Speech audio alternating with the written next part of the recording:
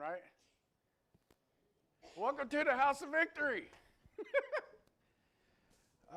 Thank you for joining us. The ones that are here, the ones that are online, thanks for joining us. We're going to give a little word today, but let's start off in prayer.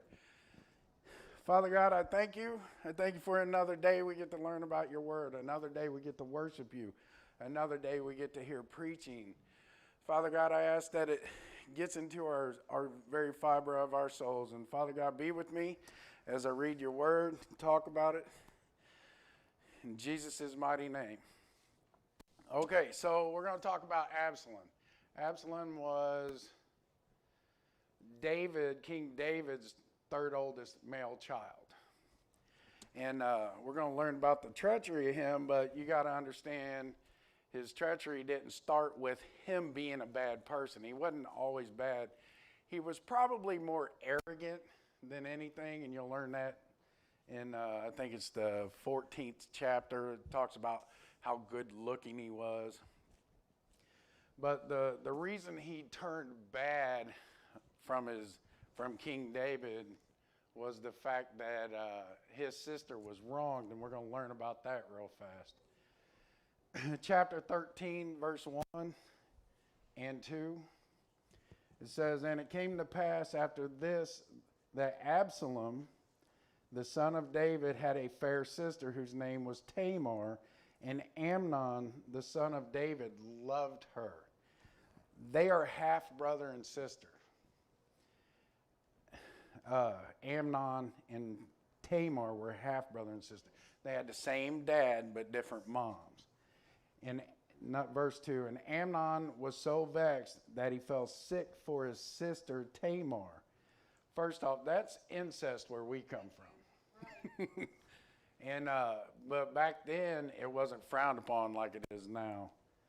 And Amnon thought it hard to do anything to her, not because he was fearful of what would happen to him. He was fearful of what it was in his own mind that was hindering him from being that person. But then if you jump down to 3, but Amnon had a friend. It says friend, but if you do the math, it's actually his cousin. His cousin, a friend whose name was Jonadab, the son of Shimei, David's brother. And Jonadab was a very subtle man.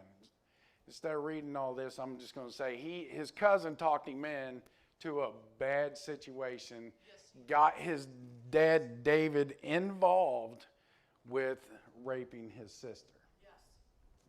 And as you can see, Tamar was Absalom's whole brother and sister, they were. And after it was all done, if we jump down to 21, 13:21, "But when King David heard all these things, he was very wroth." Before I read 22, that was all.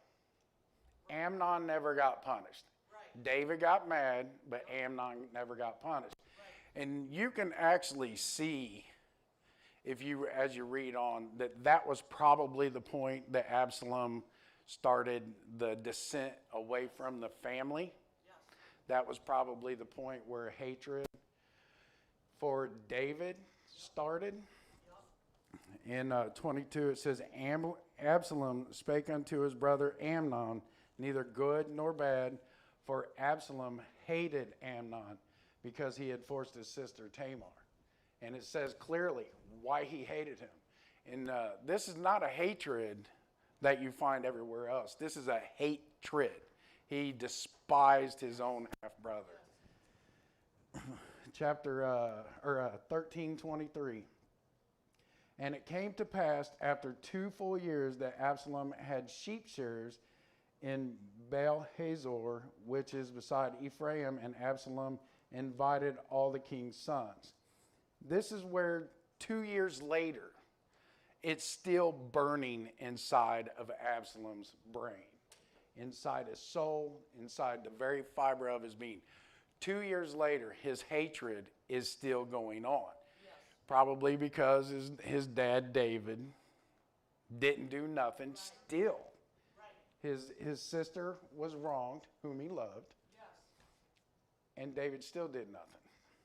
And 2 years later, he concocts a scheme, kind of like Amnon did use David to get Tamar to his bedroom. Now, Absalom is using David to get Amnon to go out, and that's where he killed him. And let's jump down to 1331. It says, then the king arose and tore his garments and lay on the earth, and all the servants stood by with their clothes rent. This is after Amnon was murdered by Absalom's people. David didn't act that mad when his daughter got raped. Right. I get that one died and the other one didn't, but that's your daughter. She physically died. Yes. She physically died. Yes. She was ruined. Yep. Can't get married now. No, she was ruined. And he didn't do a darn thing about it. That's right. I could see that. Yep. As a matter of fact, we'll go there. It says that after it happened, Amnon, it says he hated her. He lusted after her, but after he took her, he hated her. Yeah. And then after it was done, he pushed her away. And that coat, the king's daughters that were virgins wore a coat of many colors. And she had to take it off. It was no longer. So her cleanliness was gone.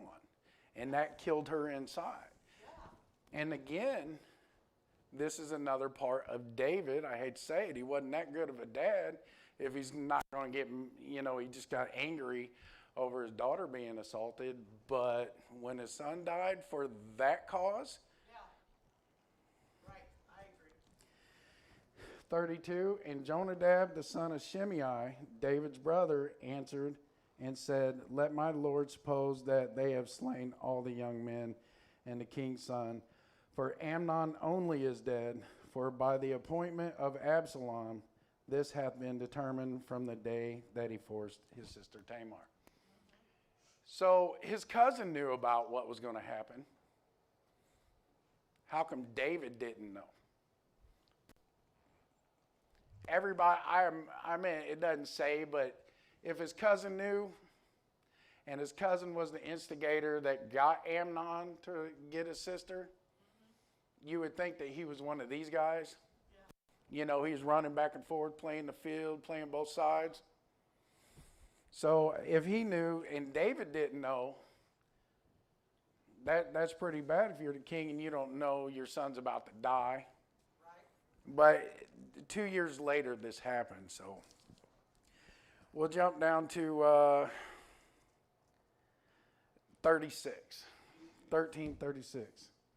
And it came to pass, as soon as he had made an end of speaking, that behold, the king's son came and lifted up their voice and wept, and the king also and all his servants wept very sore. So they're still crying over Amnon at this point. And it's horrible when you think about it. I get he lost his son. I get it. But if you don't look at the big picture, you're going to miss the details. Okay? Down to 37. And Absalom fled and went to Talmai, the son of Ammihud, king of Geshur, and David mourned his son every day. So Absalom fled and went to Geshur and was there 3 years, and the soul of King David longed to go forth to Absalom, for he was comforted concerning Amnon, seeing he was dead. So Absalom took off, not because David made him. He kind of banished himself. Right. He didn't want to deal with the consequences, and he had to have known his dad knew about all of this. And if you look, it says 3 years. 3 years he was gone. Right. That's how long it took for David to get over the death of Amnon. Right. 3 years. Let's go to, see what I got next on here. Let's go to 14 14:1. Okay. Now Joab, the son of Zeruiah, perceived that the king's heart was toward Absalom. And Joab sent to Tekoa and fetched thence a wise woman and said unto her, I pray thee, feign thyself to be a mourner, to put on now mourning apparel and anoint thyself with oil, but be as a woman that had a long time mourned for the dead. If you're paying attention, that right there is Joab. That is King David's, military guy. He's actually now in the deceit category. Yes. He took a woman, and it says a wise woman. So I guess she had to be smart enough to, stay in character. Right. She probably won an Emmy or something back then. But what it was is Joab told her to tell a story that would hit David in the heart about Absalom, because Joab knew what David was thinking. It says he perceived it, but we all know when you perceive something, you can actually play with somebody's emotions and actions that way. And that's what he was doing. Can you believe this is going on in the Bible when you can see it on TV? It's like, this is real stuff that happens. I tell people all the time, you guys want a good book, grab a Bible. It's Jerry Springer kind of stuff. This is yeah, this is insane. You wouldn't think this happened, but it did. The dramas. And so after this woman went to David, David actually caught that it was a lie. He did. He caught that it was a lie. And he actually has, is the words coming out of your mouth Joab's? And he's like, yeah, it was. I apologize.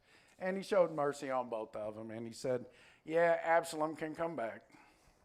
And verse 14:21 says, and the king said unto Joab, behold, now I have done this thing. Go therefore, bring the young man Absalom again.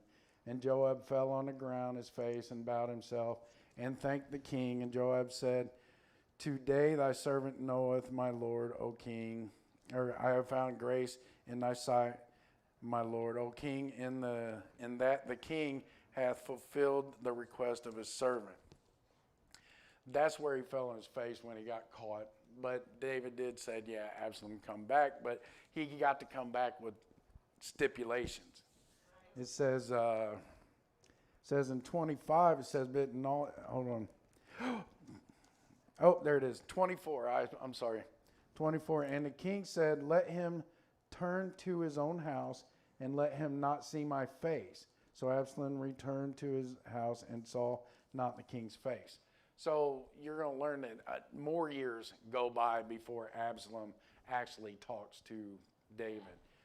And he did, he just couldn't come back. That's a half-hearted forgiveness.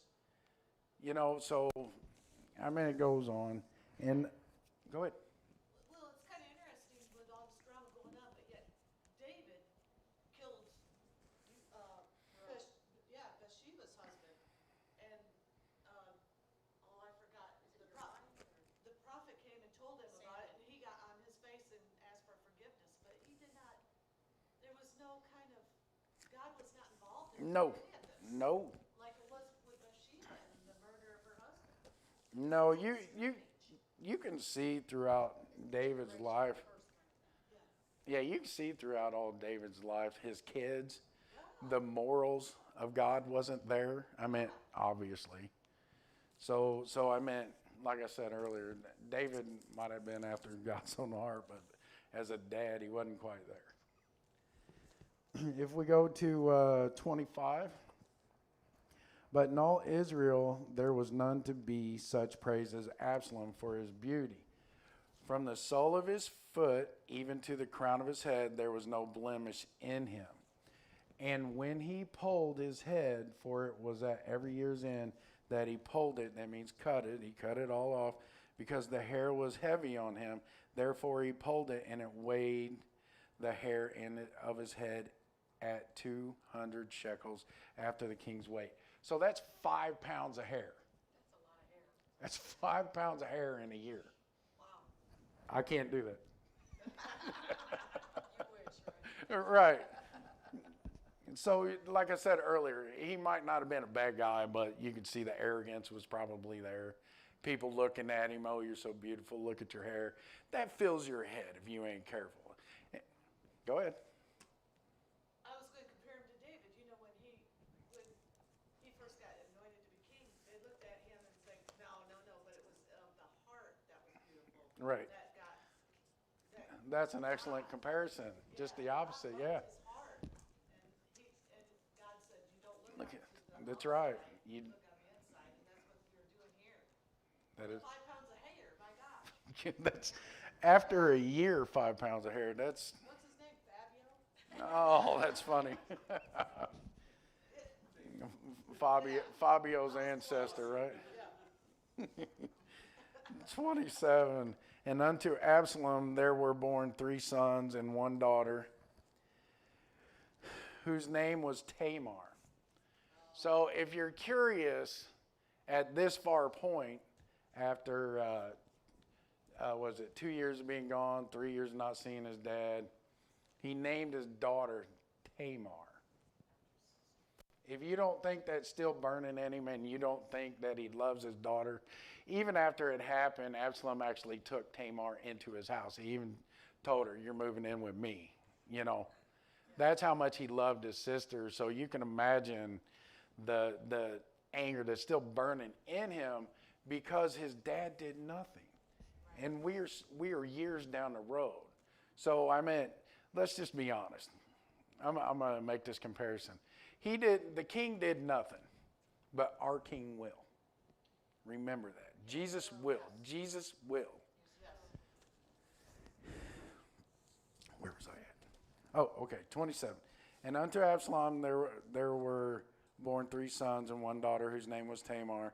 She was a woman of fair countenance, and Absalom dwelt 2 full years in Jerusalem and saw not the king's face. Therefore Absalom sent for Joab, the military, to have sent time. He would not come. Therefore he said unto his servants, and we're going to get into an area where you find out Absalom's audacity even after everything happened. This is his mindset. See, Joab's field is near mine, and he hath barley there. Go and set it on fire to get his attention. That's all that was, is to get Joab's attention. It says, and Absalom's servants set the field on fire. Then Joab arose and came to Absalom unto his house and said unto him, wherefore have thy servants set my field on fire? And Absalom answered, where you been? I've been trying to get a hold of you. You ain't answering your phone. You know, so I had to get your attention somehow. And it said, Absalom answered Joab, behold, I sent unto thee, saying, come hither, that I may send thee to the king, to say, wherefore am I come from Geshur? It had been good to me to have been there still. Now therefore let me see the king's face. And if there be any iniquity in me, let him kill me. This is the audacity, the arrogance coming through. He killed the king's son. The king got more mad about the son dying than the other. And if there's any iniquity in me, he can kill me. Right. Really? People don't forget you killing their kid. Even a bad dad knows that. Right. So Joab came to the king and told him, and when he had called for Absalom, he came to the king and bowed himself on his face to the ground before the king, and the king kissed Absalom. So that reiterated the whole Absalom's arrogance. He's gone that many years. He didn't get punished. Right. You know, he just got a couple of years, you can't see my face, and then he burned the head military guy's field. Nothing happened to him. Nothing at all. And David said, yeah, come on back. Let's go 15. Okay, so 15:1, and it came to pass after this that Absalom prepared him chariots and horses and 50 men to run before him. So as you can see, as time's moving on, that he came back to his father's land, into his own house. Right. And now he's got all these servants and men and chariots. And you got to ask yourself, why would he have so many people run before him? That's what rich and predominant people do. He did it for looks. His scheme and his love for his dad is no longer there. Right. And as you read, you're going to be, wow, that's insane. It says, number 2, and Absalom rose up early and stood beside the way at the gate, and it was so that when any man that had a controversy came to the king for judgment, then Absalom called unto him and said, of what city art thou? And he said, thy servant is one of the tribes of Israel. Let me keep reading. And Absalom said unto him, see, thy matters are good and right, but there is no man deputed, it just means deputied, of the king to hear thee. Absalom said, moreover, oh, that I were made judge in the land, that every man which hath any suit or cause might come unto me, and I would do him justice. And it was so that when any man came nigh to him to do him obeisance, that means to bow, when they go, because he's still the king's kid, when they go to bow, he'd put forth his hand and took him and kissed him. And on this manner did Absalom to all Israel that came to the king for judgment. So Absalom stole the hearts and men of Israel. So that's a lot right there, but you can see the whole scheme of Absalom wanting to take over. Yes. He had to start at the bottom where the people were. He couldn't go to the top because that was done and gone. So he started at the gate, and when he heard people going, well, I need a judgment from the king, he'd be like, oh, whoa, where are you from? Right. Where are you from? Oh, you're from my dad's land. Oh, if I was that guy, I'd be able to help you. And when they told him the case they had, he'd be like, oh, yeah, you would win that. You would win it. You don't need a big lawyer. I can do this. I can do it. Yeah, you're good. You're good. And he was filling everybody's head. And when they went to bow, he'd grab by the head and go, no, come here. Give him a hug and a kiss and pat him on the back. Oh, no, you ain't got to do that. I'm just like you. Yeah. And everybody's like, well, I've never seen a king do this. Right. I've never seen a prince do this. And that's how he was stealing the hearts of men. He was trying to let them know, hey, I'm just like you. You ain't got to bow to me. It's good. Let's go to, let's just keep reading. Number 7. And it came to pass after 40 years that Absalom said unto the king, I pray thee. Let me stop there. This is 40 years. 40 years. We're looking at almost 50 years this anger is still in him. Almost 50 years, the contempt for his dad is still there.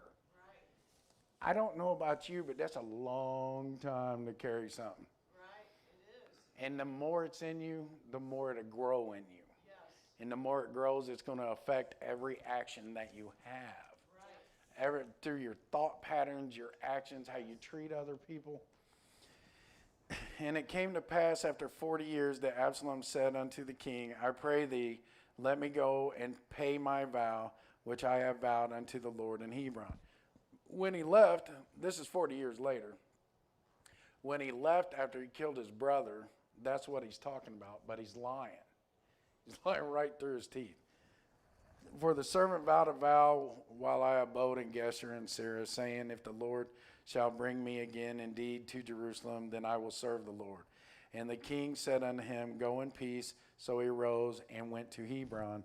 But Absalom sent spies throughout all the tribes of Israel, saying, as soon as ye hear the sound of the trumpet, then ye shall say, Absalom reigneth in Hebron. He wasn't going to another land. He just sent his little minions and waited for the sound of the trumpet. So when the trumpet sounded, all his people everywhere, his little spies, can go, Absalom's king. Now, he was already still in the people's heart for 40 years. That's what the Bible says. 40 years, and now when people hear he's king, who are they going to listen to? Right. And it says, and with Absalom went 200 men in Jerusalem, and that were called and they went in their simplicity, and they knew not anything. And Absalom sent for Ahithophel the Gilonite, David's counselor, from the city, even Gilo, while he offered sacrifices. And the conspiracy was strong, for the people increased continually with Absalom. Started with that particular part, started with a lie. He's been still in the hearts for 40 years. And now he's got his dad's counselor. Everybody knew the guy. Everybody knew the guy. Right. Came to Absalom. And now everybody gets to see the counselor coming to Absalom. And they're like, okay, it's got to be official.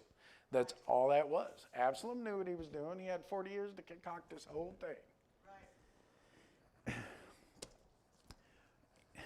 Let's go to 13. And there came a messenger to David, saying, the hearts of the men of Israel after Absalom.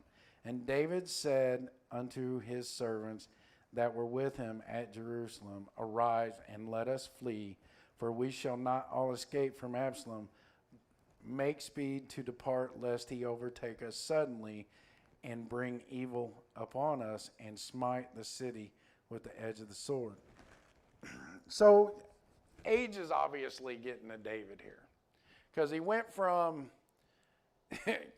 fighting lions and bears for sheep, killing Goliath with a stone, to running from his third child. Right. Age is either getting to him or he's been listening to lies. I would like to know who the messenger was, because it says, and there came a messenger to David saying, the hearts of the men of Israel are after Absalom. Who is the messenger? Who is David listening to? And I guess we can all take solace in, if we listen to man, we will get twisted up, lied to. So if we're not listening to God, we're going to be running from things we shouldn't be running from. Even though there was still the hearts were after Absalom, King David still had people. And he was afraid to fight Absalom. And that's all I got for you today. You guys get to go off a couple minutes early. Thanks for joining us. I will see you next time. In about 30 minutes, we'll have some worship and some preaching. I hope you join us. Thanks.